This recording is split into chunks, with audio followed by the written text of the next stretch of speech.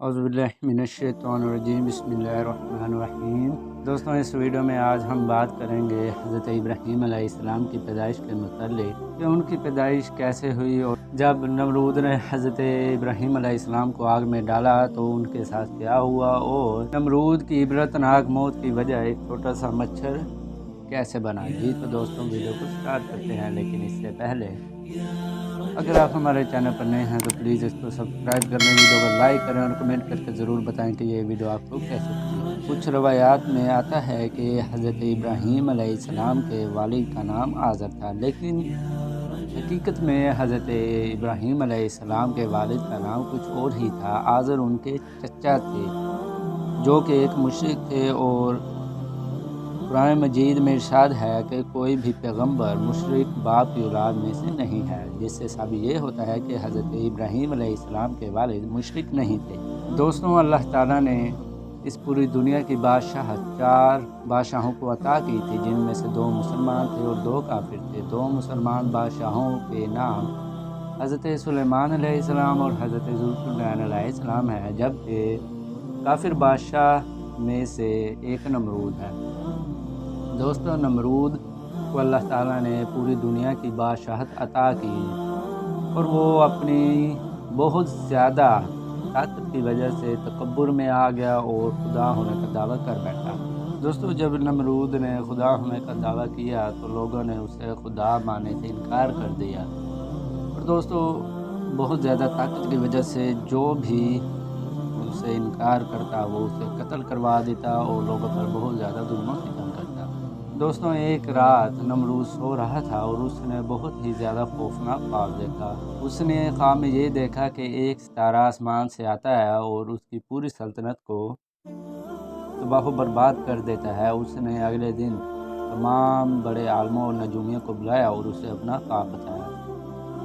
तो उन नजूमियों ने ख्वाब की ताबीर ये बताई कि तुम्हारी ही सल्तनत में एक ऐसा लड़का पैदा होगा जो तुम्हारे खात्मे का बाइस बनेगा। ये सुनकर दोस्तों नमरूद बहुत ज़्यादा घबरा गया और उसने अपनी फ़ौज को ये हुक्म दे दिया कि जो भी बच्चा हो उसे कत्ल कर दिया जाए। दोस्तों, इस तरह करते करते उसने 1 लाख बच्चों को कत्ल करवा दिया।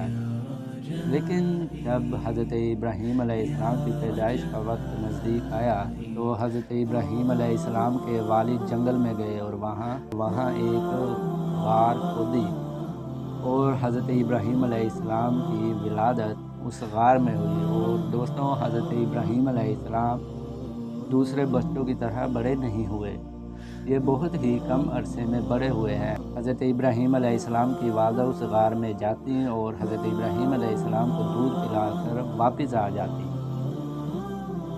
एक दिन जब हज़रत इब्राहीम अलैहिस्सलाम की वालदा हज़रत इब्राहीम अलैहिस्सलाम के पास गई तो उन्होंने देखा कि हज़रत इब्राहीम अलैहिस्सलाम उंगलियों को अपने मुंह में डाले हुए हैं। एक उंगली से शहद निकल रहा था, एक से दूध और एक से पानी। ये देखकर हज़रत इब्राहीम अलैहिस्सलाम की वालदा बहुत ज़्यादा खुश हुई और समझ गई कि हज़रत इब्राहीम अलैहिस्सलाम एक नबी है।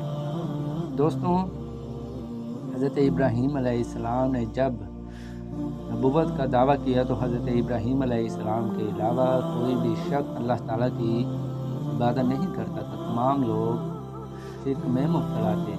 हज़रत इब्राहीम अलैहिस्सलाम जब बड़े हुए तो उनके चचा जो आज़र जो कि बुत बनाकर बेचा करते थे, उन्होंने हज़रत इब्राहीम अलैहिस्सलाम से कहा कि जाओ इन बुतों को बेच कर आओ। लेकिन हज़रत इब्राहीम अलैहिस्सलाम को बुतों से बहुत ज़्यादा नफ़रत थी और उन्होंने कहा कि मैं इन बुतों की पूजा भी नहीं करता और ना ही इनको बेचने जाऊंगा।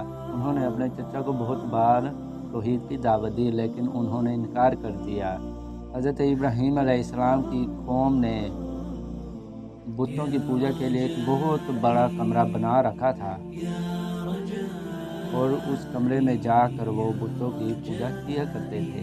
हज़रत इब्राहीम अलैहिस्सलाम की कौम साल में एक बार एक बहुत बड़े मेले पर जाया करती थी। फिर एक दिन हज़रत इब्राहीम अलैहिस्सलाम की कौम जब मेले पर गई तो पीछे से हज़रत इब्राहीम अलैहिस्सलाम ने तमाम बुतों को तोड़ डाला। जब कौम ने वापस आकर देखा तो वो जानते थे कि हज़रत इब्राहीम अलैहिस्सलाम बुतों से नफ़रत करते हैं।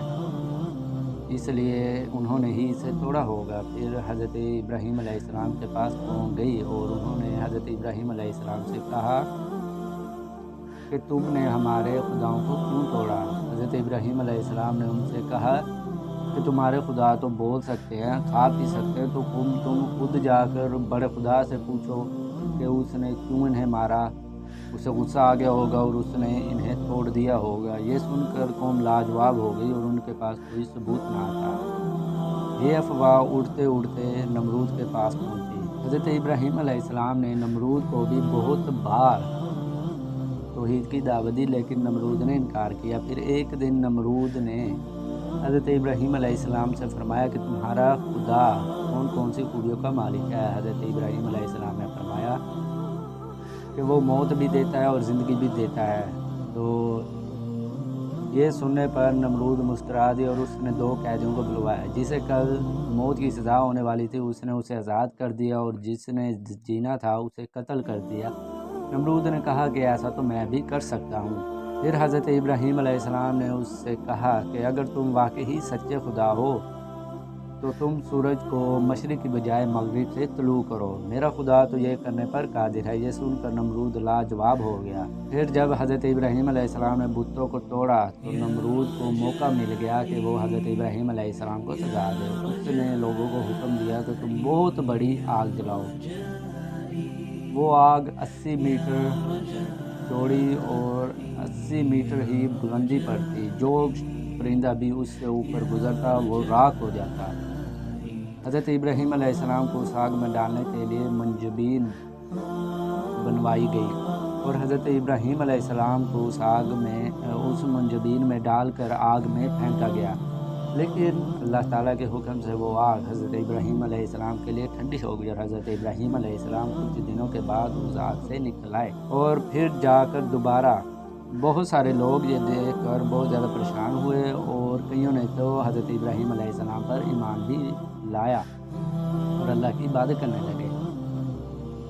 اور اس کے بعد حضرت ابراہیم علیہ السلام نمرود کے پاس گئے اور پھر اس کو توحید کی دعوت دی۔ نمرود یہ توحید کی دعوت سن کر اک چکا تھا اور اس بدبخت نے حضرت ابراہیم علیہ السلام کو یہ کہہ دیا کہ جاؤ اپنے خدا سے کہہ دو کہ وہ اپنی سلطنت لے کر آئے اور میں اس سے جنگ کروں گا۔ حضرت ابراہیم علیہ السلام کو وحی آئی اور حضرت ابراہیم علیہ السلام نے کہا کہ اللہ کا رشتہ تیار ہے۔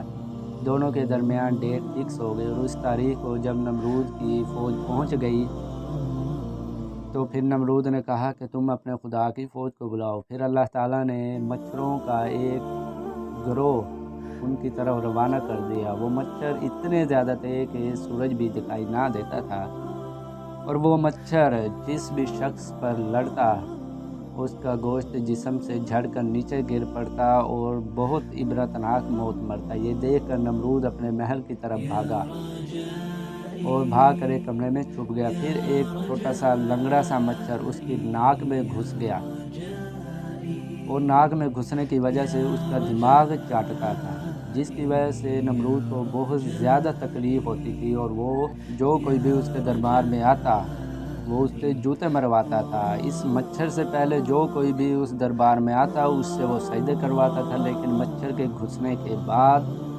جو کوئی بھی اس کے دربار میں داخل ہوتا وہ اسے کہتا کہ میرے سر میں جوتے مارو۔